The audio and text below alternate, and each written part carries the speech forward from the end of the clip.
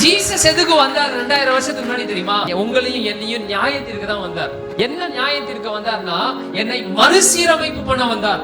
So இப்படிப்பட்டவன் இவங்களை விலை பண்ணி, இவங்களுடைய மைண்ட, இவங்களுடைய ஆத்மாவை கரெக்ட் பண்ணி வேற மாதிரி வச்சுட்டான். இந்த விஷயத்தை எல்லாத்துக்கும் முற்றுப்புள்ளி வைத்து அவர்கள் மேல இருக்கிற எல்லா விஷயத்தையும் நான் அப்சர்வ் பண்ணி அதை ஒண்ணு இல்லாம அழித்து போடுறதுக்கு நான் மறுபடியும் வரேன், இவங்களுக்கு நியாயத்திற்கு கொடுக்க வரேன் அப்படின்னு சொல்லி இயேசு கிறிஸ்து இறங்கி வந்திருக்காரு 2000 வருஷத்துக்கு முன்னாடி. ஆண்டவருடைய நியாயத்திற்குன்றது என்னவா காட்டுறாங்க அப்படின்னா, அவருடைய காயங்களை கட்டி அவங்களை குணமாக்குறது தான், அவங்களை ரெஸ்டோர் பண்றது தான், அவங்கள மறுசீரமைப்பு பண்றது தான். ஓகே, உடைச்சிட்டாங்க, உடைச்சிட்ட, உன்னுடைய ஒரிஜினல் டிசைன்ல இருந்து நீ மாறிட்ட, நீ நல்ல ஆரோக்கியமா தான் உன்னை உண்டாக்குன. ஆனா எங்கேயோ ஒரு இடத்துல ஆரோக்கியத்தெல்லாம் இழந்துட்டு நீ ஆரோக்கியமா உருவாக்கப்பட்ட அந்த நிலையிலிருந்து ஆரோக்கியமற்ற ஒரு ஒரு வாழ்க்கைக்குள்ள போயிட்ட. பட் இப்ப என்னுடைய நியாய தீர்ப்பு என்னன்னா, மறுபடியும் உன்னை உருவாக்குன அந்த நிலைக்கு கொண்டு வரதுதான் என்னுடைய நியாய தீர்ப்பா இருக்குது.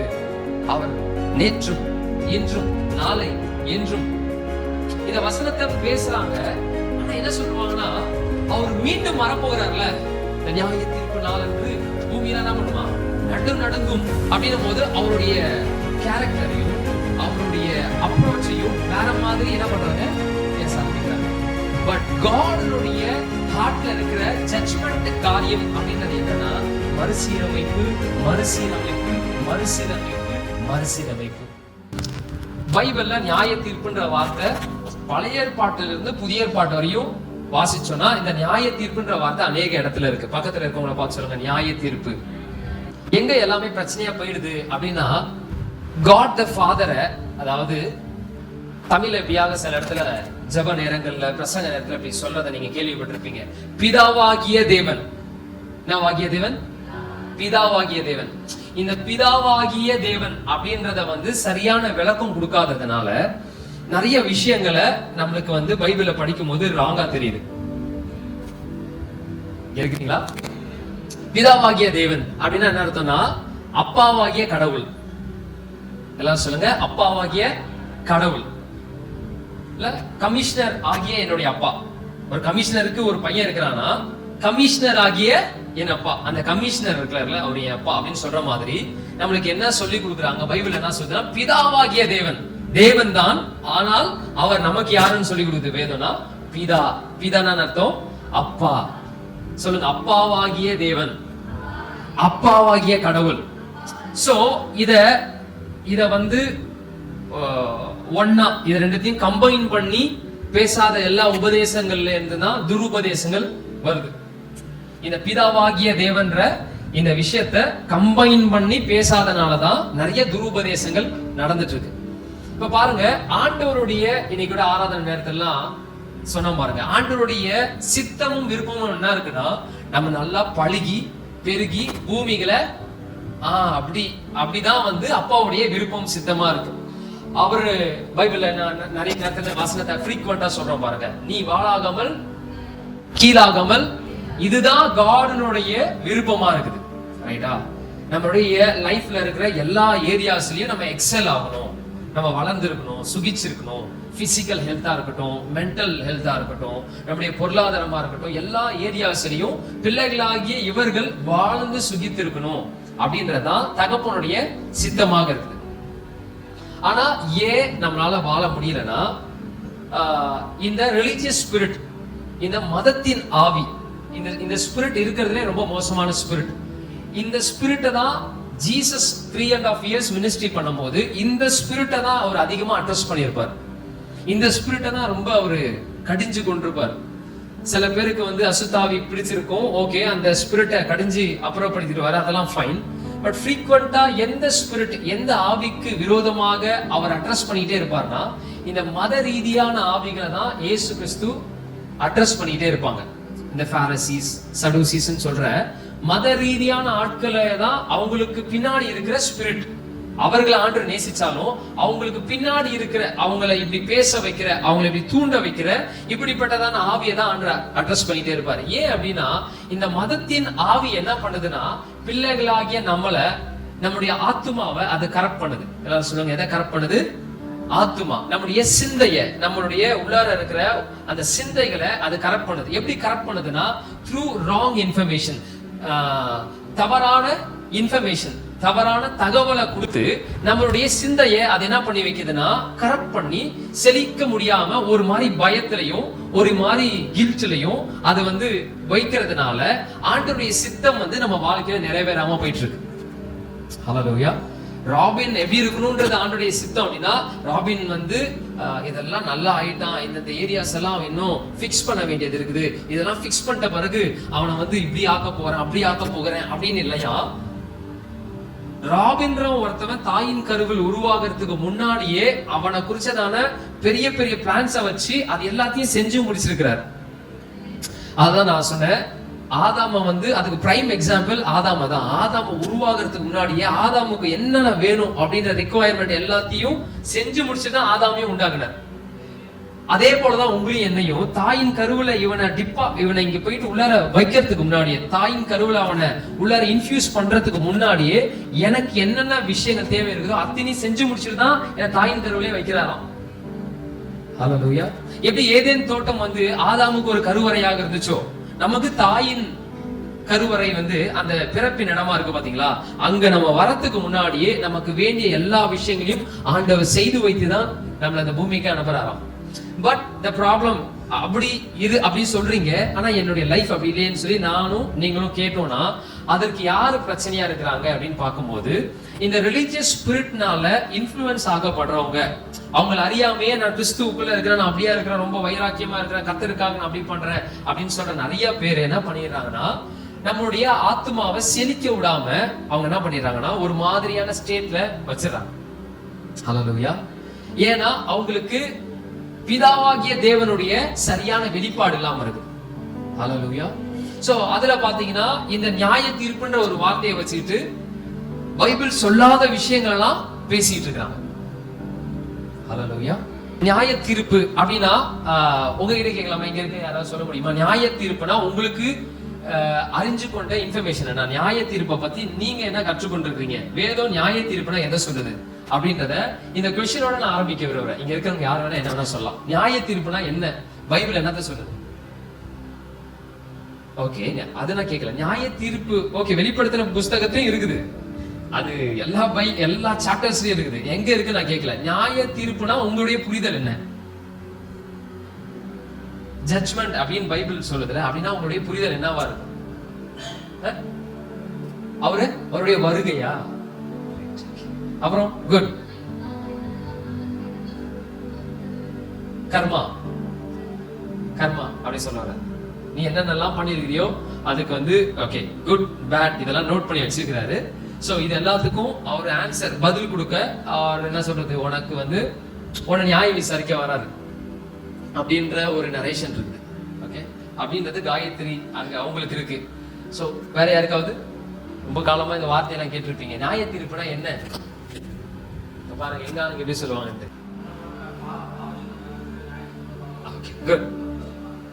அதாவது என்னன்னா சூப்பரா ஒரே அடி அடிச்சிட்டாங்க.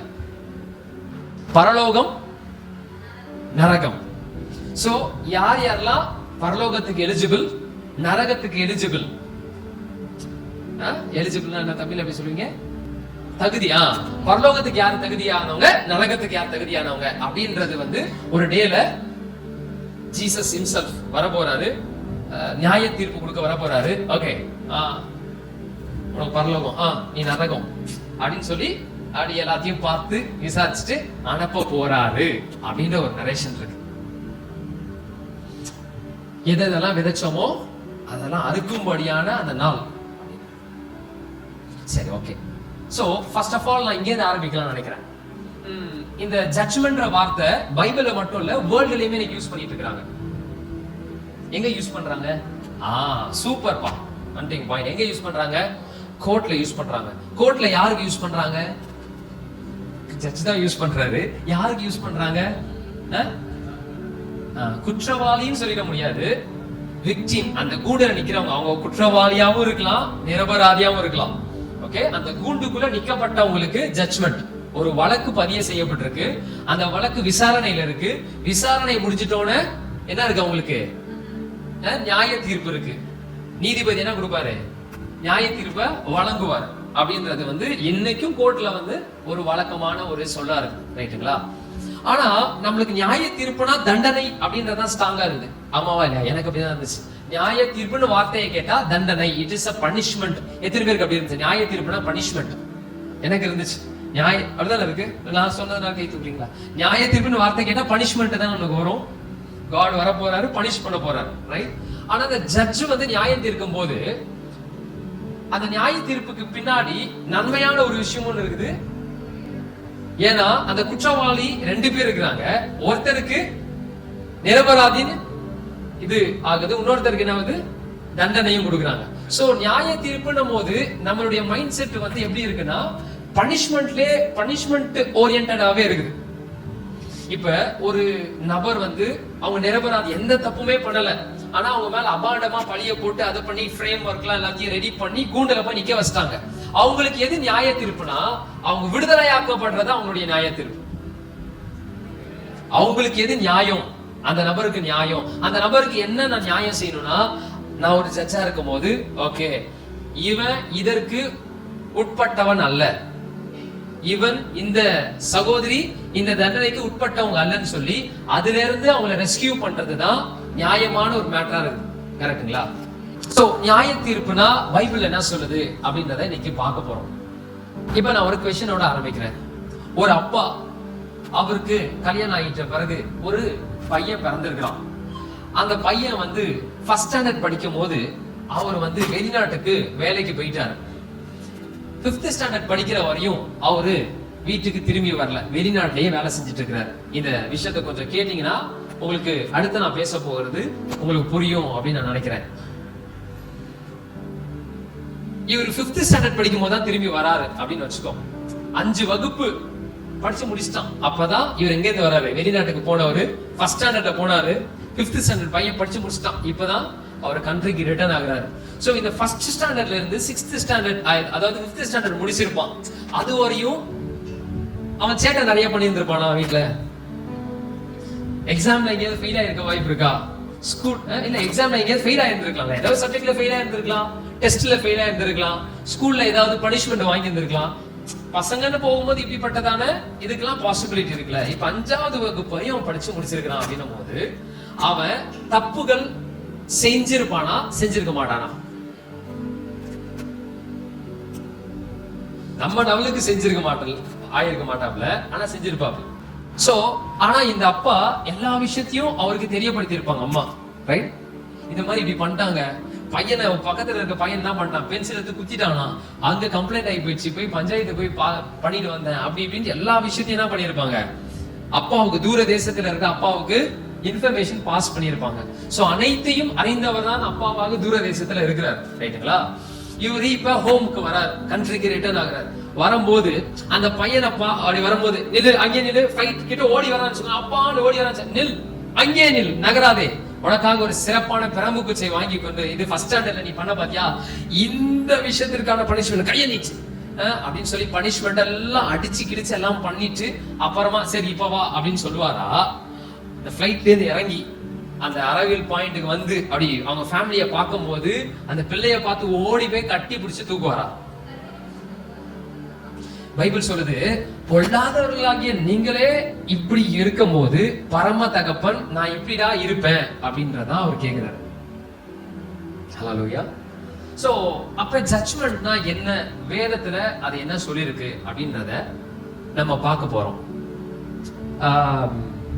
ஜட்ஜ்மெண்ட் அப்படின்னா பனிஷ்மெண்ட் கிடையாது. பக்கத்துல இருக்கவங்களை பார்த்து சொல்லுங்க, காடோடைய ஜட்ஜ்மெண்ட்ன்றது பனிஷ்மெண்ட் கிடையாது. பார்த்து சொல்லுங்க, 2 பேரை பார்த்து சொல்லுங்க. காடோடைய ஜட்ஜ்மெண்ட்னா பனிஷ்மெண்ட் இல்ல, அது தண்டனை அல்ல. ஹல்லேலூயா. தண்டனை அல்ல, தண்டனை அல்லவே அல்ல. ஓகே. சோ அப்ப ஜட்ஜ்மெண்ட்னா பைபிள் எதை பேசுது அப்படின்றத நம்ம பார்க்க போறோம். ஜட்ஜ்மெண்ட் தான் என்னத்தை குறிச்சு பேசுது அப்படின்றத பார்க்க போறோம். ஜட்ஜ்மெண்ட் என்ற வார்த்தைக்கு சரியான பதம் என்ன, என்ன விஷயத்திற்கு இந்த வார்த்தையை வேதத்துல ஜட்ஜ்மெண்ட் யூஸ் பண்ணி இருக்கிறாங்கன்னா, இங்கிலீஷ்ல ரெஸ்டோரேஷன் ஆர் ரிடம்ஷன் அப்படின்ற வார்த்தையை தான் ஜட்ஜ்மெண்ட் இடத்துக்கு யூஸ் பண்ணிருக்காங்க. ரெஸ்டோரேஷன் அப்படின்னா என்ன அர்த்தம்னா மறு சீரமைப்பா அப்படின்னு நினைக்கிறேன். மறுசீரமைப்பு. ஜட்ஜ்மெண்ட் அப்படின்னா என்ன அர்த்தம்னா மறுசீரமைப்பு. எல்லாரும் சொல்லுங்க பக்கத்துல பார்த்து, ஜட்ஜ்மெண்ட்னா மறுசீரமைப்பு.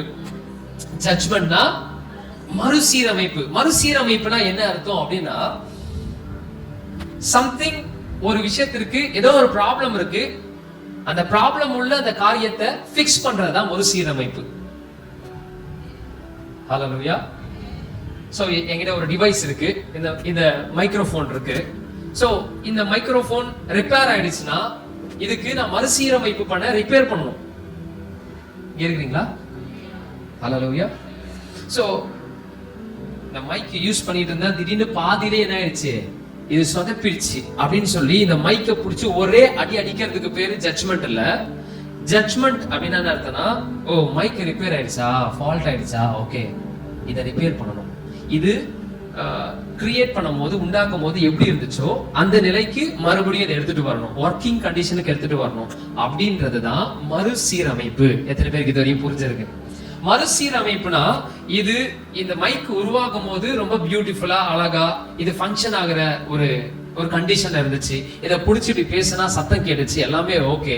திடீர்னு இதுல ஏதோ உள்ளார ப்ராப்ளம் ஆயிடுச்சு, அதனால இந்த மைக்கை பிடிச்சி பேசினா இப்ப என்ன வரல, சத்தம் வரல. அப்படின்றதுனால இதுக்கு நான் என்ன பண்ணணும்னா, இதை போட்டு இது மேல கோபப்பட்டு உடைக்கிறதுனால எனக்கு என்ன இல்ல, பிரயோஜனம் இல்ல.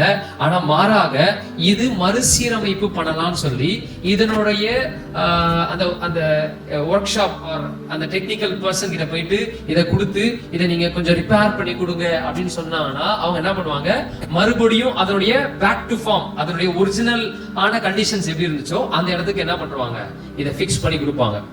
ஹalleluya. சோ மறுசீரமைப்புனா இதுதான் விஷயம். ஒரு விஷயம் இயற்கையாகவே அது இப்படி இருந்திருக்கு, ஆனா ஏதோ ஒரு கால சூழ்நிலைமைகள்னால அது வேற மாதிரி இப்படி வளைஞ்சு கிழிஞ்சு வேற டைரக்ஷனுக்கு போயிடுச்சு. அதை பேக் டு ஒரிஜினல் பொசிஷனுக்கு எடுத்துட்டு வர்றதுதான் மறுசீரமைப்பு.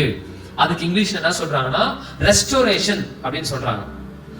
அந்த ரெஸ்டோரேஷன் வார்த்தை தான் ஜட்ஜ்மெண்ட் அப்படின்றத பைபிள் சொல்லுது. அதை எப்படி நம்ம புரிஞ்சுக்கணும் அப்படின்றத வேதத்தின் அடிப்படையில வசனத்தின் ஆதாரத்தோட நான் சொல்ல விரும்புறேன். ஹalleluya. சோ அதெல்லாம் சொல்றதுக்கு முன்னாடி ஒரு சில வசனங்களை நான் வாசிக்க விரும்புறேன். ஏசாயா 1:27.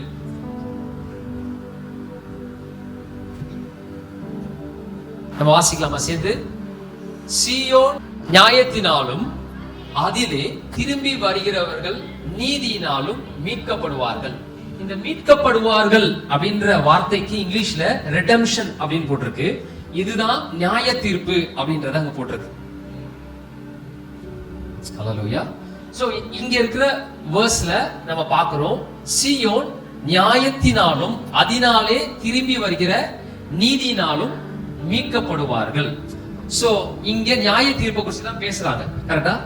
சீயோன் நியாயத்தினாலும் அதிலே திரும்பி வருகிற நீதியினாலும் அழிக்கப்படுவார்கள் போல என்னன்னு போட்டிருக்கு, மீட்கப்படுவார்கள் போட்டிருக்கு. காடோடைய ஜட்ஜ்மெண்ட் அப்படின்றத ஏசாயால என்ன சொல்றாருன்னா, காடோடைய ஜட்ஜ்மெண்ட் பனிஷ்மெண்ட் கிடையாது, உன்னை மீட்கிறது தான் அவருடைய ஜட்ஜ்மெண்டா இருக்கு அப்படின்னு பேசியிருக்கிறார்.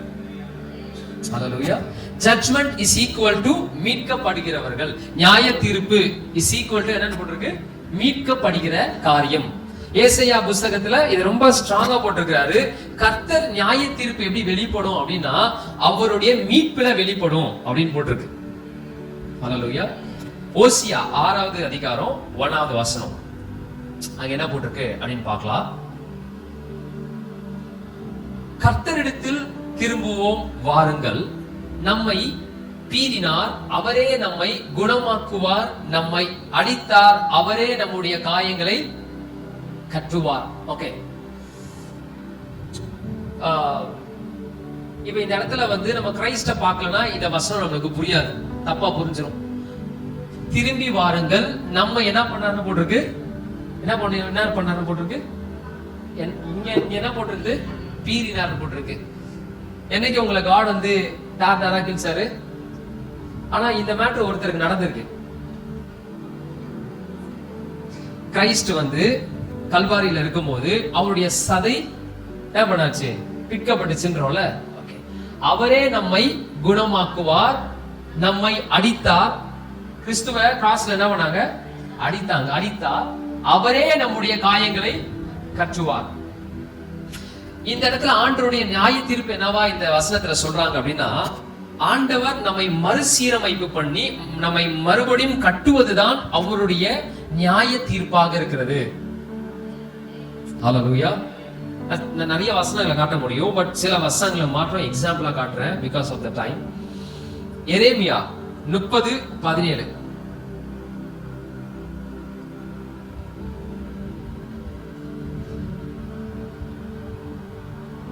யாராவது வாசிக்கிறீங்களா? 1, 2 and 3 சொல்லி உனக்கு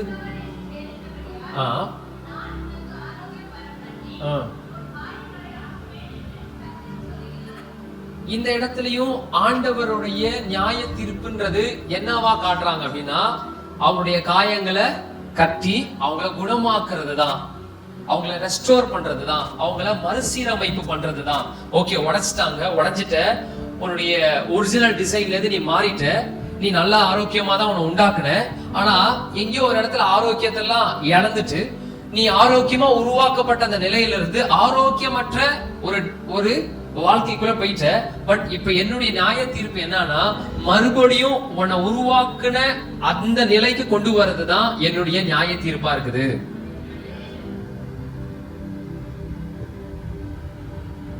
So God நான் இப்படி எல்லாம் உன்னை உருவாக்குனேன், ஆனா நீ என்ன பண்ணிட்ட, எல்லாத்தையும் சொதப்பிட்ட அப்படின்னு சொல்லி பனிஷ் பண்ண வரலையா.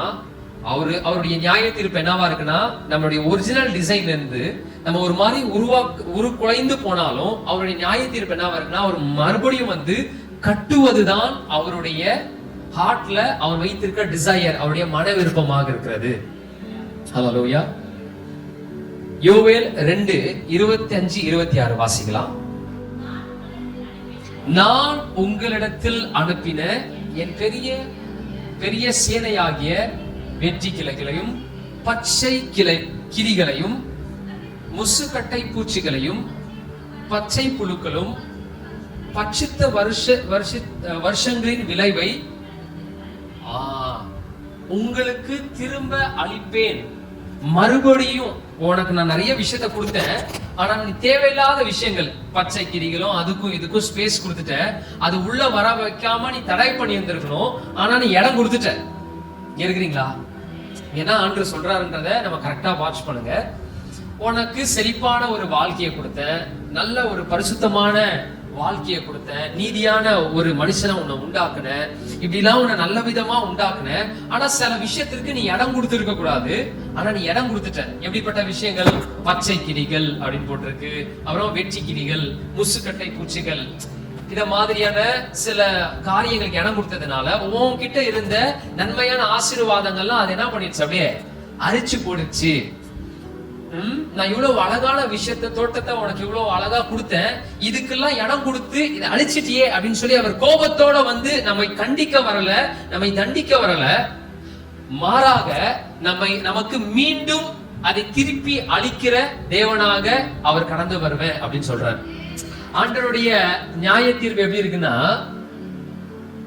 நீ இதெல்லாம் சொதப்பிட்ட, நீ சொதப்பினாலும் மறுபடியும் உனக்கு மறுசீரமைப்பு பண்ணி ஒரிஜினல் டிசைனுக்கு நான் மறுபடியும் கொடுப்பேன்.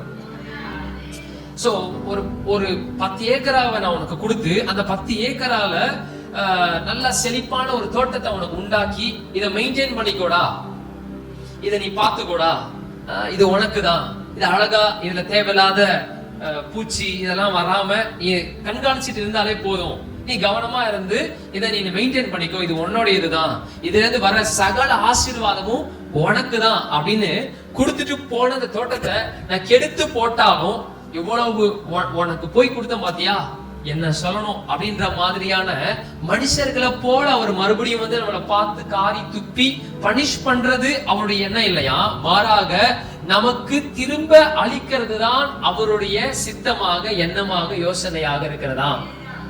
ஹல்லேலூயா. எவ்வளவு நல்ல தகப்பனவர். ஆமென். சோ ஆண்டவருடைய ஜட்ஜ்மென்ட் இந்த இடத்துல என்ன போட்டுருக்குன்னா, நீ எல்லாத்தையும் சொதப்புனாலும் நான் மறுபடியும் அதை உனக்கு மீண்டும் அழிப்பேன் அப்படின்றதான் அவருடைய நியாய தீர்ப்பா இந்த இடத்துல விளங்குது. ஆண்டவருடைய நியாய தீர்ப்பு விளங்கும் அப்படின்னா என்ன அர்த்தம்னா, அவருடைய நியாய தீர்ப்பு வாழ்க்கையில விளங்கும் அப்படின்னு சொல்றேன்னா என்ன அர்த்தம்னா, அவர் மறுபடியும் மறுசீரமைப்பு பண்ணி உன்னை பனிஷ் பண்ண போறது இல்ல, மறுபடியும் இனிஷியலா உனக்கு என்னென்னலாம் பார்த்து பண்ணாரோ நீ அதெல்லாம் சொதப்பி இருந்தாலும் மறுபடியுமா இதோ நான் புதிய காரியத்தை செய்கிறேன்னு சொல்லி கொடுக்கிறார் பாத்தியா, அதுதான் ஆண்டவருடைய நியாய தீர்ப்பாக காணப்படுகிறதா. என்னங்க ஒரு நியாயம் வேணாம், ஒரு தர்மம் வேணாம், இப்படி கொடுத்து இவெல்லாம் கொடுத்த இவன் எல்லாத்தையும் சொதப்பிட்டு போய் நின்னுட்டான், இவனுக்கு மறுபடியும் கொடுக்கறத நியாய தீர்ப்பா இருக்கு, இவன் கிட்ட இருக்கிறதையும் புடுங்கி விட்டு அவனை ரோட்ல விட்டாதான் சரி அப்படின்றதுதான் மனிதர்களுடைய சிந்தனை. ஆனா ஃபாதர் காடுடைய சிந்தனை எப்படியாக இருக்குன்னா, நீ எத்தனை வாட்டி சொதப்பினாலும் உன்னை மறுசீரமைப்பு நான் பண்ணுவேன் அப்படின்றதுதான் ஆண்டவருடைய நியாய தீர்ப்பா இருக்கு. ஹல்லேலூயா. ஏசாயா 53:5 நம்முடைய மீறுதல்கள் நிமித்தம், பக்கத்துல இருக்கவங்களை பார்த்து சொல்லுங்க, உங்களுடைய மீறுதல்கள் நிமித்தம் அவர் என்ன பண்ணார்னா காயப்பட்டு, நம்முடைய அக்கிரமங்களின் நிமித்தம் அவர் நொறுக்கப்பட்டார், நமக்கு சமாதானத்தை உண்டு பண்ணும் ஆக்கினை அவர் மேல் வந்தது, அவருடைய தழும்புகளாலே. சோ ஃபாதருடைய ஹார்ட் என்னவா இருக்கு அப்படின்னா, ஜீசஸ அனுப்பி ஜீசஸ் மூலமா இந்த பூமியில நியாய தீர்ப்பை, தம்முடைய நியாய தீர்ப்பை விளங்க பண்ணணும் அப்படின்னு நினைக்கிறார். ஹல்லேலூயா. இப்ப நியாய தீர்ப்புனா நம்மளுக்கு சரியா புரியணும். ஃபாதர் என்ன நினைக்கிறார்னா, இந்த மக்கள், இந்த பூமியை நான் நியாயம் தீர்க்கணும் அப்படின்னு டிசைட் பண்றாரு. பல வருஷங்களுக்கு முன்பதாக தகப்பன் தேவன் இப்படியான ஒரு காரியங்களை செய்து பூமியை நியாயம் தீர்க்க போறான்னு சொல்லி ஏசாயா என்ன பண்றாரு, தீர்க்க தரிசனம் உரைக்கிறார். அது எப்படிப்பட்ட தீர்க்க தரிசனம் அப்படின்னா, தேவன் இந்த பூமியை நியாய தீர்க்க போகிறாரு தம்முடைய ஒரே பேரான குமாரன் மூலமாக அப்படின்னு சொல்றாரு. எப்படி செய்வாரா அப்படின்னு பார்க்கும்போது, நம்மளுடைய மீறல்கள் நிமித்தம் அவர் காயப்பட்டு, நம்மளுடைய அக்கிரமத்தின் நிமித்தம் அவர் ஒடுக்கப்பட்டு அப்படின்னு சொல்லிட்டு அவருடைய தழும்புகளால நம்ம என்னவா மாறிடுவோமா, உள்ளார இருக்கிற மன ரீதியான நோய், சரீர ரீதியான நோய், இது எல்லாத்துக்குமே முற்றுப்புள்ளிய அவர் மூலியமாக செய்வதுதான் தேவனுடைய நீதியாக இருக்கிறது. சோ காட் இந்த பூமியை நியாயம் தீர்க்க ஒரு டிசிஷன் எடுக்கிறார், ஒரு பிளான போடுறாரு. அந்த பிளான் போடும் போது மக்கள் இதை எப்படி புரிஞ்சுக்கிறாங்கன்னா, காட் என்ன பண்ண போறாரு போல, பனிஷ் பண்ண போறாரு போல. காட் என்ன பண்ண போறாரு, பனிஷ் பண்ண போறாரு அப்படின்ற ஒரு நரேஷன் வருது. ஆனா காட் என்ன பண்ணிருக்கிறாரு அப்படின்னு பார்க்கும்போது, தன்னுடைய ஒரே பேரான குமாரனை அனுப்பி நம்முடைய எல்லா மேட்டரையும் எங்க போடுறாரு, கிரைஸ்டுக்குள்ள போடுறாரு. ஹல்லேலூயா. சோ காடோடைய பனிஷ்மெண்ட், ஜட்ஜ்மென்ட்ன்றது பனிஷ்மெண்ட் அந்த இடத்துல காட்டல, காட் நம்மள மன்னிக்கிறது தான் அவருடைய ஜட்ஜ்மெண்டாவே இருக்குது. காடோடைய ஜட்ஜ்மென்ட்ன்றது, நீ எத்தனை வாட்டி ஃபிளாப் பண்ற, ஆனாவா நான் அவனை மன்னிக்கிறேன், ஏன்னா நான் அப்படிப்பட்ட ஜட்ஜ்மெண்ட் காடா இருக்கிறேன். ஹல்லேலூயா. நான் அவனை மன்னிக்கிறேன். காடுடைய ஜட்ஜ்மெண்ட் இந்த இடத்துல என்னவா போட்டிருக்குன்னா, அவருடைய மன்னிப்பும் அவருடைய இரக்கமும் தான் ஆண்டவருடைய நியாய தீர்ப்பா இருக்கிறது. ஆண்டவருடைய நியாய தீர்ப்பு என்பது தண்டனைய இந்த இடத்துல சொல்லல. ஆண்டவருடைய நியாய தீர்ப்பு இந்த இடத்துல எதை பத்தி பேசுறாங்கன்னா, அவருடைய மன்னிப்பும் அவருடைய கிருபையும் அவருடைய இரக்கத்தையும் தான் நியாய தீர்ப்பாக பைபிள் பேசிக்கொண்டிருக்கிறது. ஹல்லேலூயா. 2 கொரிந்தியர் 5:21 சூப்பரான ஒரு விஷயத்தை அப்போஸ்தலன் பவுல் எழுதி இருக்கிறாங்க பாருங்களேன். பவுல் எழுதி இருக்கிறார் எப்படியாக,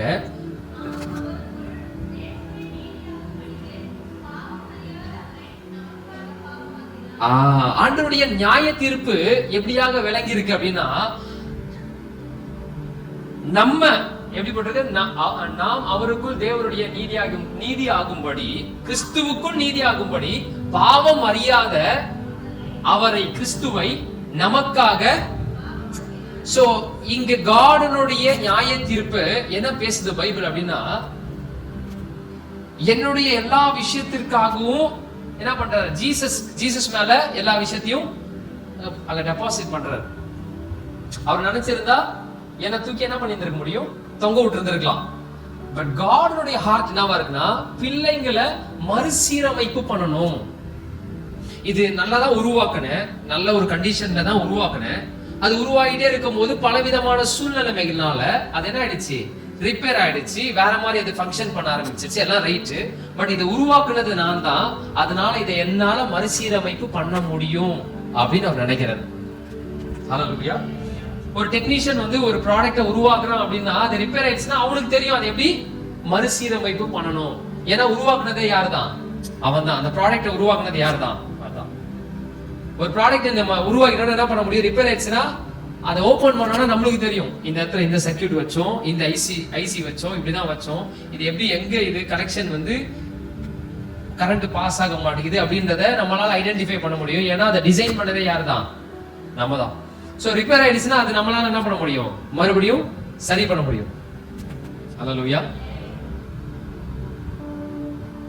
திடீர்னு அன்னைக்கு வீட்டுல பாத்தீங்கன்னா வந்து ஏதோ ஒரு ஃபுட்ல வந்து என்ன ஆயிடுச்சுன்னா உப்பு ஜாஸ்தி ஆயிடுச்சு அப்படின்றது வந்து ஐடென்டிஃபை பண்ணிட்டாங்க. ஆனா அது என் பிளேட்டுக்கு வரதுக்கு முன்னாடி அதை சால்வ் பண்றாங்க. எப்படி சால்வ் பண்றாங்கன்னா, உருளைக்கிழங்கு வந்து அதை அறுத்து போட்டாங்கன்னா அது என்ன பண்ணிருது? சோ அவங்க தான் அதை கிரியேட் பண்றாங்க, அதை மறுசீரமைப்பு பண்றதுக்கு அவங்களுக்கு தெரியுது. சோ பிஃபோர் என் பிளேட்டுக்கு வரதுக்கு முன்னாடி அது என்ன ஆயிடுது? அந்த ப்ராப்ளம் ஃபிக்ஸ் ஆகப்பட்டு என்கிட்ட வருது.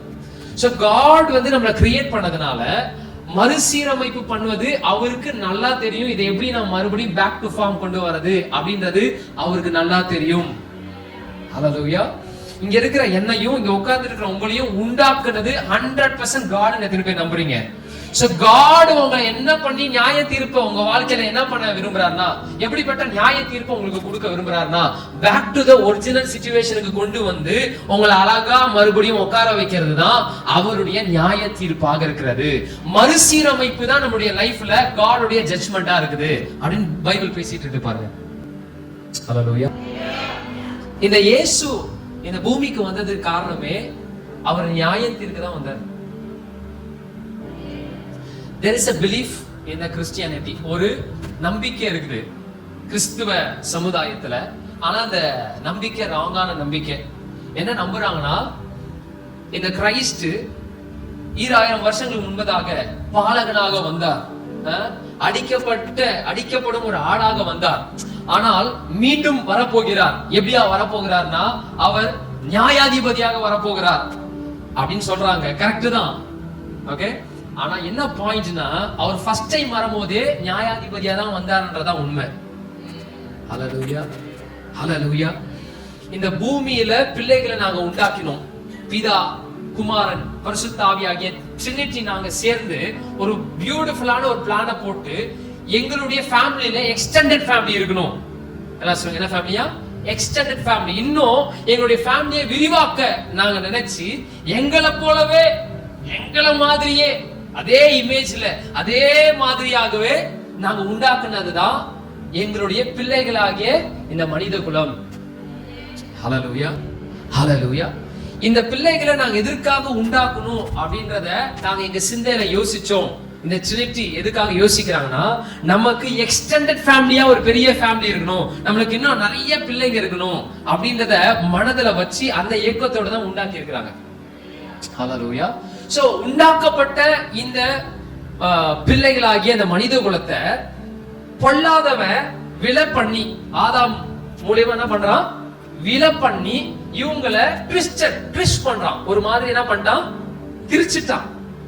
இவங்களை மறுபடியும் ஒரிஜினல் டிசைனுக்கு கொண்டுட்டு வரதுதான் எங்களுடைய நோக்கமா இருக்குன்னு சொல்லி பரலோகத்துல திருத்துவம் டிசைட் பண்ணி அதற்கு ஜீசஸ் எஸ் சொல்றாரு. நான் போகிறேன், மறுசீரமைப்பு பண்ண நான் போகிறேன், இந்த பூமியில நியாய தீர்ப்பு கொண்டு வர நான் போறேன்னு சொல்லி நியாய தீர்ப்பு கொண்டு வரதற்கு தான் இயேசு கிறிஸ்து 2000 வருஷத்துக்கு முன்பதாகவே வந்திருக்கிறார். எத்தனை பேருக்கு புரியுது? கையை நல்லா தான் தட்டுங்க. ஜீசஸ் எதுக்கு வந்தார் 2000 வருஷத்துக்கு முன்னாடி தெரியுமா? உங்களையும் என்னையும் நியாயத்திற்கு தான் வந்தார். ஹல்லேலூயா. என்ன நியாயத்திற்கு வந்தார்னா, என்னை மறுசீரமைப்பு பண்ண வந்தார். ஆமென். சோ இப்படிப்பட்டவன் இவங்களை விலை பண்ணி இவங்களுடைய மைண்ட, இவங்களுடைய ஆத்துமாவை கரெக்ட் பண்ணி வேற மாதிரி வச்சுட்டான். இந்த விஷயத்தை எல்லாத்துக்கும் முற்றுப்புள்ளி வைத்து அவர்கள் மேல இருக்கிற எல்லா விஷயத்தையும் நான் அப்சர்வ் பண்ணி அதை ஒண்ணு இல்லாம அழித்து போடுறதுக்கு நான் மறுபடியும் வரேன், இவங்களுக்கு நியாய தீர்ப்பு கொடுக்க வரேன் அப்படின்னு சொல்லி இயேசு கிறிஸ்து இறங்கி வந்திருக்கிறார் 2000 வருஷத்துக்கு முன்னாடி. ஹல்லேலூயா. ஹல்லேலூயா. அவர் நேற்றும் இன்றும் நாளை என்றும் இந்த வசனத்தை பேசுறாங்க. ஆனா என்ன சொல்றாங்கன்னா, அவர் மீண்டும் வரப்போகிறார்ல, இந்த நியாய தீர்ப்பு நாள் அன்று பூமியெல்லாம் என்ன பண்ணுமா, நடுங்கும், அப்படியே நடுங்கும் அப்படின்னும் போது அவருடைய கேரக்டரையும் அவருடைய அப்ரோச்சையும் வேற மாதிரி என்ன பண்றாங்க, பேச ஆரம்பிக்கிறாங்க. பட் காட்னுடைய ஹார்ட்ல இருக்கிற ஜட்ஜ்மெண்ட் காரியம் அப்படின்றது என்னன்னா, மறுசீரமைப்பு, மறுசீரமைப்பு, மறுசீரமைப்பு, மறுசீரமைப்பு. ஹல்லேலூயா, ஹல்லேலூயா. சத்தமா வரணுமே. ஜான் 9:39, யோவான் 9:39 வாசிங்களேன். தமிழ்ல என்ன போட்டிருக்கு? அப்பொழுது இயேசு காணாதவர்கள் காணும்படியாக, காண்கிறவர்கள் கூடராகும்படியாக நியாய தீர்ப்புக்கு நான் இந்த உலகத்தில் என்ன போட்டிருக்கீங்க? பொறுமையா எல்லாரும் சேர்ந்து படிக்கலாமா? 1, 2 and 3. அப்பொழுது இயேசு, ஒரு நிமிஷம், யாரு இனிமே வர ஸ்டேட்மெண்ட் சொன்னதா பைபிள் போட்டிருக்கு? இயேசுவே, இயேசு, ஜீசஸ் ஹிம்செல்ஃப் சொல்றாரு. நல்ல கவனிங்க. இயேசு என்ன சொல்றாருன்னா, படிக்கலாம், காணாதவர்கள் காணும்படியாக, காண்கிறவர்கள் படியாக நியாய தீர்ப்புக்கு நான், ஹல்லேலூயா, நான் ஜட்ஜ்மென்ட்க்கு வந்திருக்கிறேன். என்ன மேட்டர்னா, குருடெல்லாம் என்ன பண்ணணும், பார்க்கணும், செவிடெல்லாம் என்ன பண்ணணும், கேட்கணும், முடவன்லாம் என்ன பண்ணணும், நடக்கணும். இதுதான் ஆண்டவருடைய நியாய தீர்ப்பு. ஹல்லேலூயா. வியாதியஸ்த எல்லாம் குணமாகணும். ஆமென். இதுதான் ஆண்டவருடைய நியாய தீர்ப்பு. ரெஸ்டோரேஷன், மறுசீரமைப்பு பண்ணணும். இவங்களை உருவாக்கும் போது தகப்பன் தோட்டத்துல ஆதி தகப்பனாகிய ஆதாம உருவாக்கும் போது இப்படி உருவாக்கவே இல்லை. இவர்கள் வியாதியாகும்படி உருவாக்கப்படவே இல்லை. இவர்கள் பலவீனமாகணும்னு உருவாக்கப்படவே இல்லை. இவங்க பாவத்திற்கு அடிமையாகணும்னு உருவாக்கப்படவே இல்லை. இவங்க தோற்று போகணும்னு உருவாக்கப்படவே இல்லை. அதோட முக்கியமான காரியம், இவங்க மரிச்சு போகணும்னு உருவாக்கப்படவே இல்லை. ஹல்லேலூயா, ஹல்லேலூயா. இவர்கள் என்றென்றும் நித்தியமாக, பைபிள் போட்டிருக்கு, காட் எட்டர்னிட்டில இருக்கிறார். அவருக்கு ஆரம்பம் ஒண்ணு இல்ல, முடிவு ஒண்ணு இல்ல. அதான் எட்டர்னல், அதான் எட்டர்னிட்டி. அப்படிப்பட்ட வாய்ப்பை நமக்கு மட்டும் தான் கொடுத்திருக்கிறார். ஹல்லேலூயா. காட் உருவாக்கும் போதே இவர்களுக்கு மரணம் அப்படின்றது ஒண்ணு வரக்கூடாதுன்றதா அவங்களுடைய பிளானா இருந்துச்சு. ஏன்னா காட் கிட்ட லைஃப் மட்டும் தான் இருக்கு. லைஃப்னா என்ன சொல்லுவோம்? ஜீவன். எக்ஸாக்ட்லி. அவர்கிட்ட ஜீவன் மட்டும் தான் இருக்கு. அவர்கிட்ட இருக்கிறது மட்டும் தான் அவர் கொடுத்தார். ஹல்லேலூயா. சோ காட்னுடைய ஜட்ஜ்மென்ட் என்னவா இருக்குன்னா,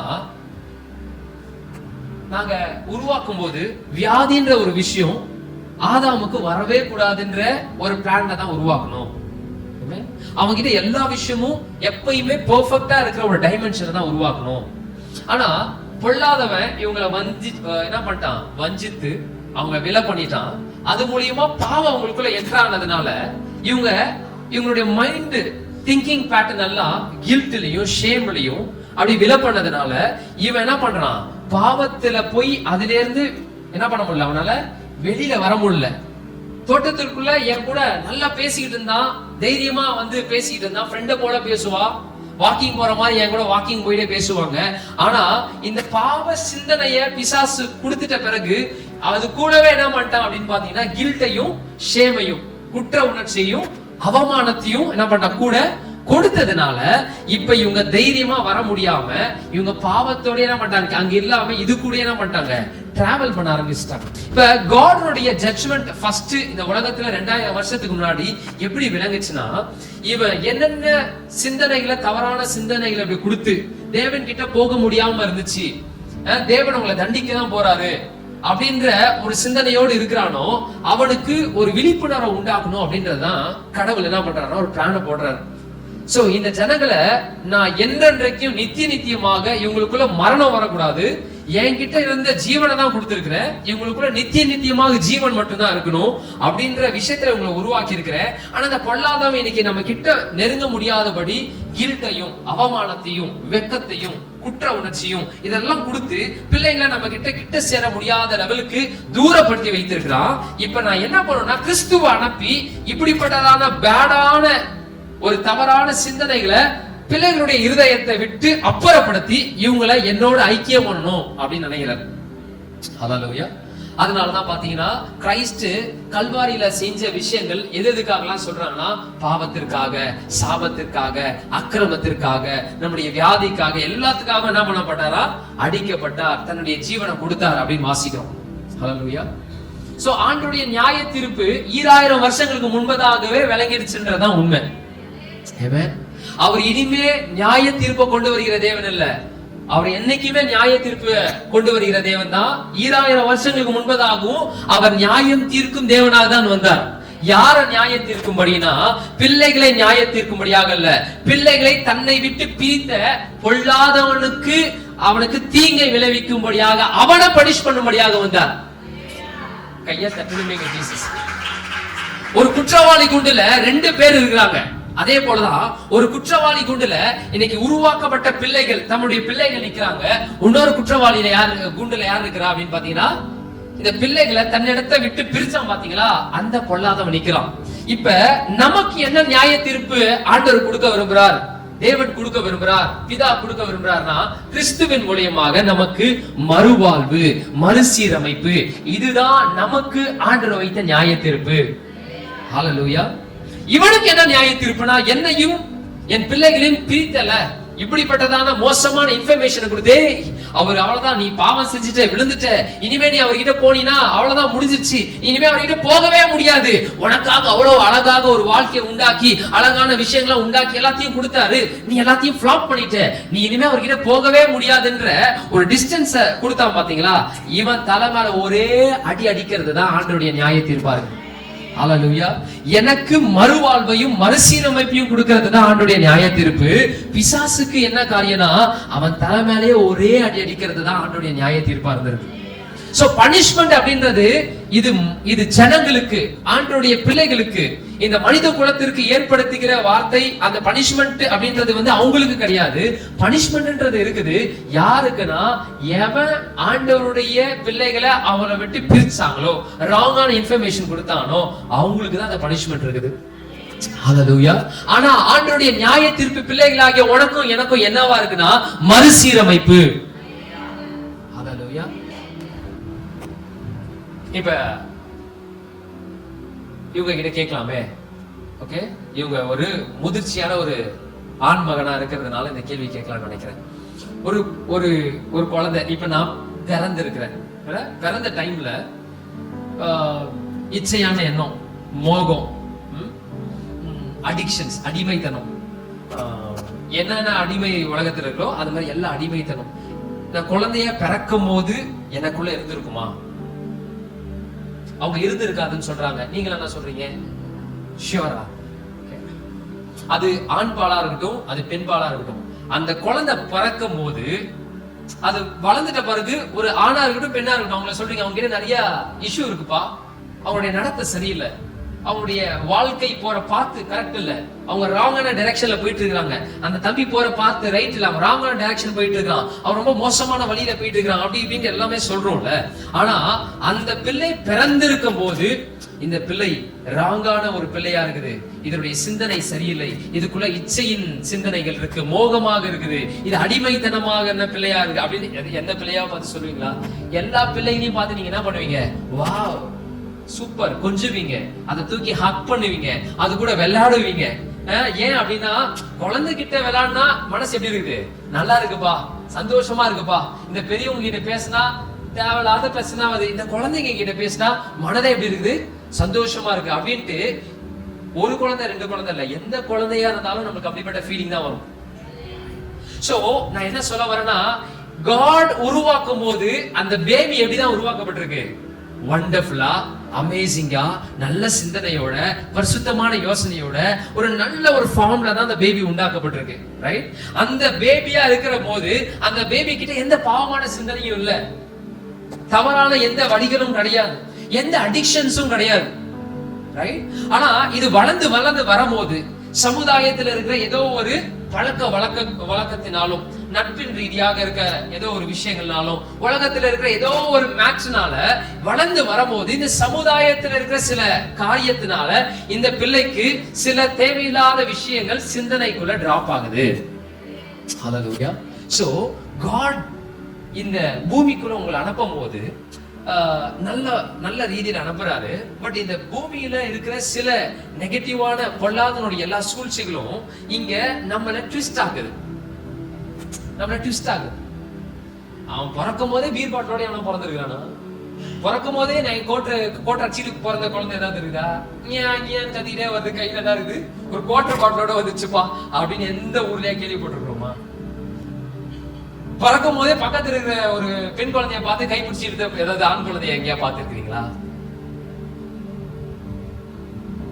பிறக்கும் போதே நர்ஸ வந்து சைட் அடிச்சு கை பிடிச்சிச்சுப்பா இந்த குழந்தை அப்படின்னு எங்கேயாவது கேள்விப்பட்டிருக்கிறோமா? இன்னும் பேபியா பிறக்கும் போது அவங்க ரொம்ப ஹோலியா, ரொம்ப பியூரா, ரொம்ப பெர்ஃபெக்ட்டா பிறந்திருக்கிறாங்க. ரைட்? சோ இப்ப காடனுடைய ஜட்ஜ்மெண்ட் என்னவா இருக்கு அப்படின்னா, அவருடைய எண்ணம் என்னவா இருக்குன்னா, இந்த குழந்தை பிறந்தப்ப எப்படி இருந்துச்சோ அப்படி இவனை மறுசீரமைப்பு பண்ணணும்ன்றதான் அவங்களுடைய ஹார்ட்ல இருக்கிற, இருதயத்துல இருக்கிற ஏக்கமாக இருக்கு. காடனுடைய ஜட்ஜ்மெண்ட் என்னன்னா, பேக் டு என்னுடைய ஒரிஜினல் ஃபார்ம். இந்த பூமிக்கு அனுப்புறதுக்கு முன்னாடியே நான் எப்படி இருந்திருக்கிறேன்? ரொம்ப பெர்ஃபெக்ட்டா தான் இருந்திருக்கிறேன். காட் ஏன்னா பெர்ஃபெக்ட்டா நான் ஏன் இருக்கிறேன் அப்படின்னா, காட் என்ன உருவாக்கி இருக்கிறாரு. காட் உருவாக்குன எல்லாமே பெர்ஃபெக்ட்டா தான் இருக்கும். ஆமென். காட் உருவாக்குன ஒவ்வொன்றும் பெர்ஃபெக்ட்டா தான் இருக்கும். ஏன்னா எல்லாத்தையும் உண்டாக்கிட்டு அவர் சொல்றாரு, பார்த்து சொல்றாரு, எல்லாம் எப்படி இருக்குதா? அவருக்கு எப்படி பட்டுச்சா? நல்லதாக பட்டுச்சு. எல்லாத்தையும் உண்டாக்குனாரு. 1ஆம் நாள் 2ஆம் எல்லாத்தையும் உண்டாக்கிட்டு எப்படி பாக்குறாரு? காட் பார்த்துட்டு அவருக்கு எப்படின்னு தோணுதா? எல்லாம் நல்லது என்று கண்டு. காட் உருவாக்குற எல்லாமே நல்லதாக இருக்கிறது, பெர்ஃபெக்ட்டா இருக்குது, அதுகிட்ட பழுது ஒன்றும் இல்லை. அதான் பைபிள்ல சொல்லுது. ஒரு இடத்துல நம்ம பார்த்து சொல்றாரு, உன்கிட்ட பழுது ஒன்றும் இல்லை அப்படின்னு சொல்றாரு. ஏன்னா உண்டாக்குனவர்னா, நான் உண்டாக்குன எந்த ப்ராடக்ட்டும் அது பழுது ஆக முடியாது. அது இம்பர்ஃபெக்ட்டா இருக்காது, அது தோற்று போகாது, அதுக்குள்ள எந்த நெகட்டிவான விஷயம் போக முடியாது. நான் உண்டாக்குன எல்லாமே பெர்ஃபெக்ட்டாக தான் உண்டாக்கி இருக்கிறேன். ஆனா பெர்ஃபெக்ட்டா உண்டாக்குன நீ ஏதோ ஒரு சூழ்நிலைமை நிமித்தமா, ஏதோ ஒரு காரணத்தின் நிமித்தமா இல்ல, நீ உருவாக்குன நிலையிலிருந்து கொஞ்சம் அப்படி திரும்பிடுற. இப்ப காட் என்ன ஜட்ஜ் பண்ண விரும்புறாருன்னா, இப்படி திரும்பி இருக்கிற என்ன மறுசீரமைப்பு பண்ணுவதுதான் அவருடைய ஜட்ஜ்மெண்டா இருக்குது. உன்னை அடிச்சு, உன்னை கொலை பண்ணி, உன்னை பூமிக்குள்ள அனுப்புறது காடோட ஜட்ஜ்மெண்ட் இல்ல. நீ பிறந்தப்ப எந்த ஃபார்ம்ல உண்டாகுன, அப்ப எப்படி அற்புதமா இருந்த, அப்ப எப்படி அழகா இருந்த, அப்ப எப்படி உன் மனசுல எந்த விதமான தீங்கும் இல்ல, கெட்ட எண்ணம் இல்ல, மோசமான எண்ணம் இல்ல, பாவம் இல்ல, அது இல்ல, எந்த வெறுப்பு இல்ல, கசப்பு இல்ல. எந்த குழந்தைக்குள்ள வெறுப்பு இருந்திருக்கு? எந்த குழந்தைக்குள்ள கசப்பு இருக்கு? அவங்க யாரு பார்த்தாலும் எல்லாருமே ஒரே மாதிரி தான் அவங்க பார்ப்பாங்க. ரைட்? வெறுப்பு இல்ல, கசப்பு இல்ல, புறம்புறது இல்ல, எந்த மேட்டருமே இல்ல. பாருங்க, அப்படிப்பட்டதான ஸ்டேட்டுக்கு மறுசீரமைப்பு பண்ணுவதுதான் என்னுடைய இருதயத்தின் நோக்கமாக இருக்கிறது. அதுதான் காடோடைய ஜட்ஜ்மெண்ட் பைபிள் பேசப்பட்டு இருக்குது. இந்த ஜட்ஜ்மெண்ட்காக எத்தனை பேர் கிளாப் பண்ண விரும்புறீங்க? இதுதான் நியாய தீர்ப்பு அப்படின்னு சொல்லி பைபிள் பேசிட்டு இருக்காங்க. ஹல்லேலூயா. காடோடைய ஜட்ஜ்மெண்ட் இதுவா தான் இருக்கு. யோவான் 12:31-32 வாசிங்க. யோவான் 12:31-32. இப்பொழுதே, எப்பொழுதே வாங்க, எங்கேயாவது அது 2000 வருஷம் கழிச்சு அப்புறமா வருவேன், மீண்டும் வர போறேன், அப்ப நியாய தீர்ப்பு கொடுப்பேன் அப்படின்னு போட்டிருக்கா? இதுக்கு முன்னாடி ஒரு வசனத்தை வாசிப்ப இயேசுவே சொல்றாரு, நான் நியாயம் தீர்க்க வந்திருக்கிறேன்னு சொல்லியிருக்கிறாரு. ஓகே. ஆனா இயேசு எங்கேயாவது யாரையாவது போய் பனிஷ்மெண்ட் பண்ணாருன்னா யாரையுமே பனிஷ்மெண்ட் பண்ணல. மாறாக எல்லாரையும் சொஸ்தமாக்குனாரு, குணமாக்குனாரு, பாவத்துல இருந்து அவனை மீட்டு எடுத்தாரு. இந்த ப்ராசஸ் தான் பண்ணியிருக்கிறாரு. அததான் ஜீசஸ் சொல்றாரு, நான் நியாயம் தீர்க்க வந்திருக்கிறேன்ட்டு. ரைட்?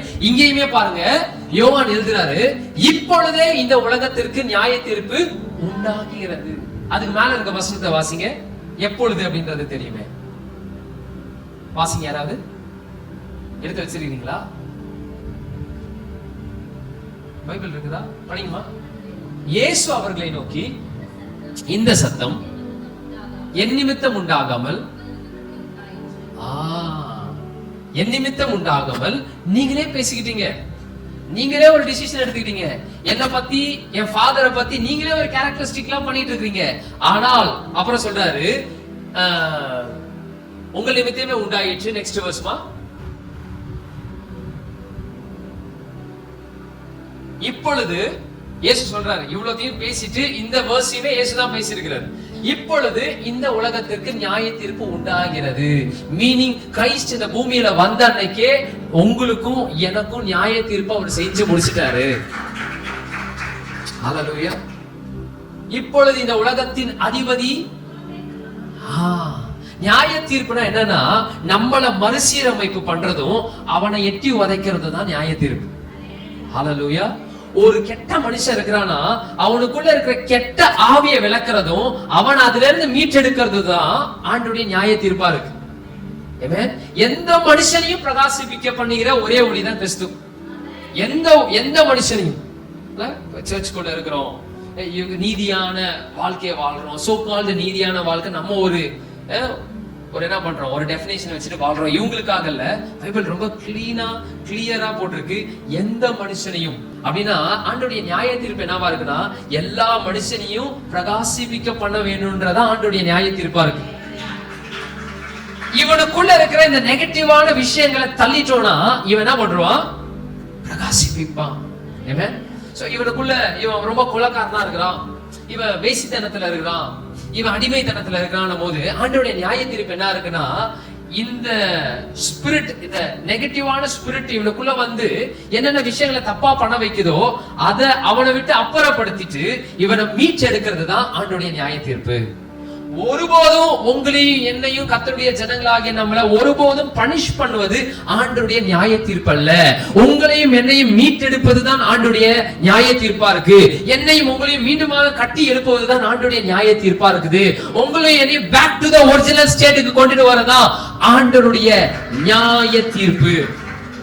நீங்க பிறக்கும் போது எப்படி ஒண்ணும் அறியாத பாவம் அறியாம அப்படி இப்படின்னு இருக்கிறீங்க பாருங்க, அந்த டைமென்ஷன்ல உங்களை மீண்டுமாக சீர்படுத்துவதுதான், மறுசீரமைப்பு பண்ணுவதுதான் ஆண்டவருடைய நியாய தீர்ப்பு. ஹல்லேலூயா. ஆண்டவருடைய நியாய தீர்ப்பு ஒருபோதும் தண்டனை அல்ல. அவரை தண்டிக்கிறது தான் அவருடைய நியாய தீர்ப்பாச்சுன்னா அவர் கிறிஸ்ட இந்த பூமிக்கு அனுப்ப வேண்டிய அவசியமே இல்லை.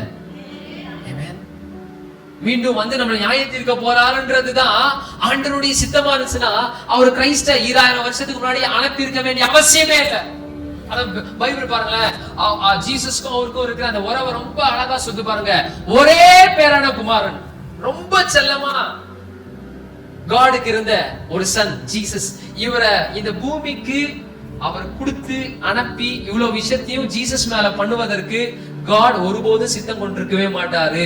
அவர் நம்மள பனிஷ் பண்ணணும்னு நினைச்சிருந்தா, உன்னை பனிஷ் பண்றது காடுடைய சித்தம் இல்ல, உன்னை மன்னிக்கிறதா ஆண்டுடைய ஜட்ஜ்மெண்டா இருக்கு. உன் மேல ஆண்டுடைய நீதி விளங்குது அப்படின்னு சொன்ன அர்த்தம்னா ஆண்டுடைய மன்னிப்பு உன் மேல கடந்து வருதுன்னு தான் அர்த்தம். உன் மேல ஆண்டுடைய நீதி விளங்க போகுது அப்படின்னு சொன்னா ஆண்டுடைய இரக்கமும் கிருபையும் வாழ்க்கையில நிறைவேற போகிறதா. ஹல்லேலூயா.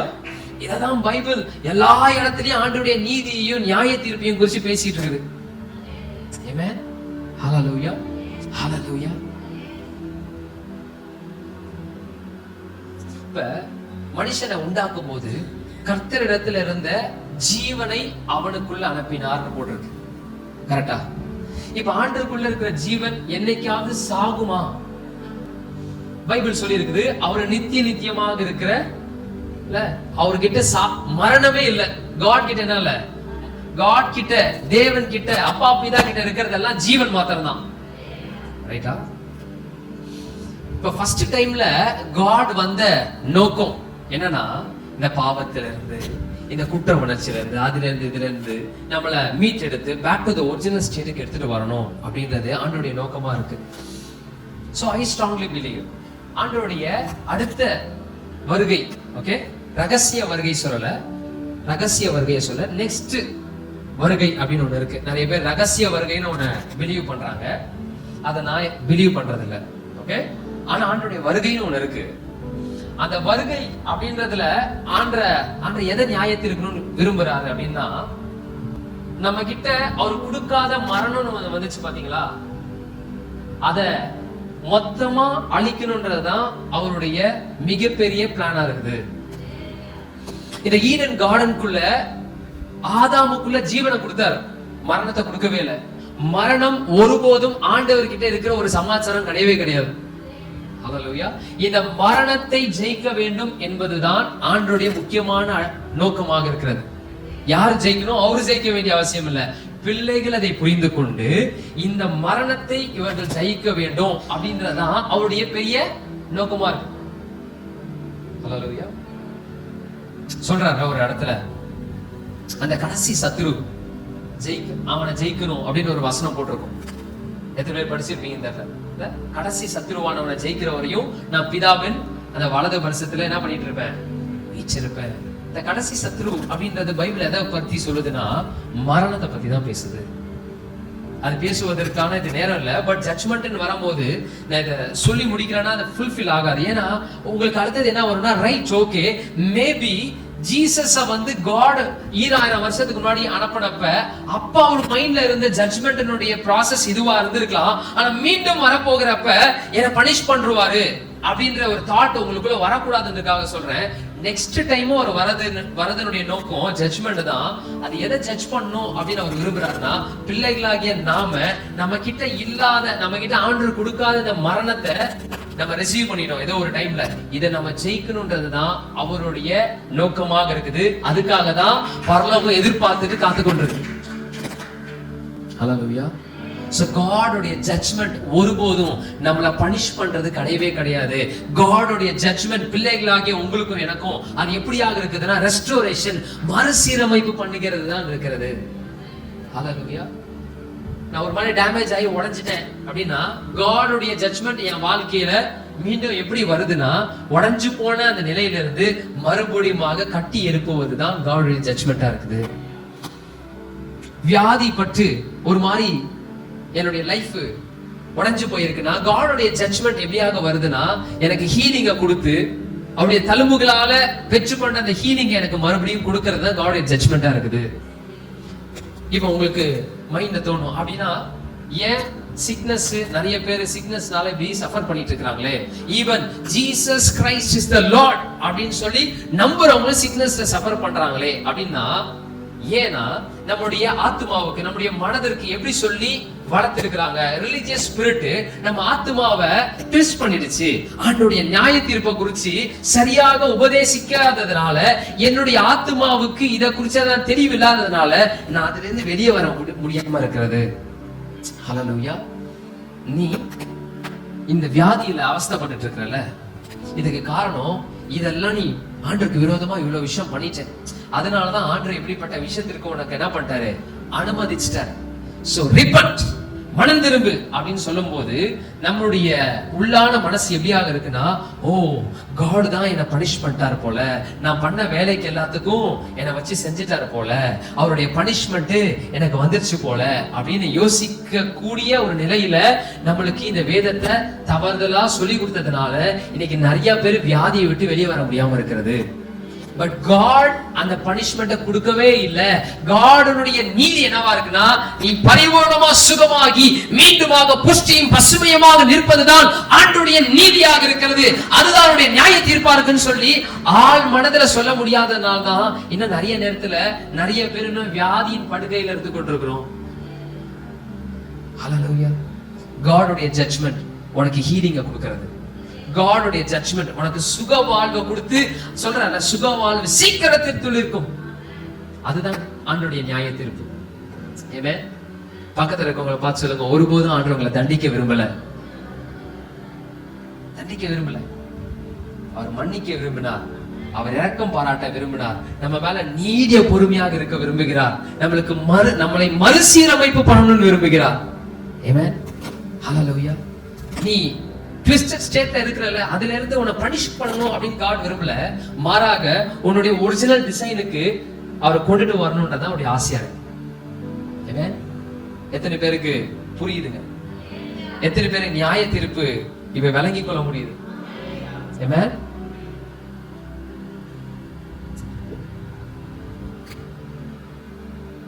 உன்கிட்ட பழுது ஒன்றும் இல்லை அப்படின்னு கர்த்தர் உங்களை பார்த்து பேசுறாரு. உங்களை பார்த்து அப்பா சொல்ற வார்த்தையெல்லாம் ஒன்னே ஒண்ணுதான், உங்ககிட்ட பழுதான ஒரு விஷயமும் கிடையாது. உங்ககிட்ட பழுதான விஷயத்த நான் பார்க்கல, உங்ககிட்ட இருக்கிற பழுதான விஷயத்த நீக்கணும்ன்றதான் நான் யோசிக்கிறேன். உன்னை பேக் டு ஒரிஜினல் டிசைனுக்கு கொண்டுட்டு வரணும்ன்றதான் என்னோட இருதயத்தின் நோக்கமா இருக்கே தவிர உன்னை கை விட்டுறணும், உன்னை தள்ளி விட்டுறணும், உனக்கு பனிஷ்மெண்ட்டை கொடுத்துடணும் அப்படின்னு நான் ஒருபோதும் நினைக்கவே இல்லை. நான் நினைச்சு கொண்டிருக்கிறதெல்லாம் என் பிள்ளை எப்படி மறுசீரமைப்பு பண்ணுவது, அதற்காக தான் தீவிரித்து அவர் யோசிச்சு அதற்கான முயற்சிகள் தான் காட் செஞ்சுட்டு இருக்கிறாரே தவிர உனக்கு பனிஷ்மெண்ட் கொடுக்கறதுக்கு ஆண்டவர் காத்து கொண்டு இல்லவே இல்லை. உன்னை back to the original state அவர் எப்படி உண்டாக்குனாரோ அந்த நிலைமைக்கு கொண்டுட்டு வர்றதுதான் ஆண்டவருடைய இருதயத்தை நோக்கமா. இன்னும் உம்மை நான் அறியணுமே, இன்னும் கிட்டி சேரணுமே, இன்னும் கிட்டி சேரணுமே.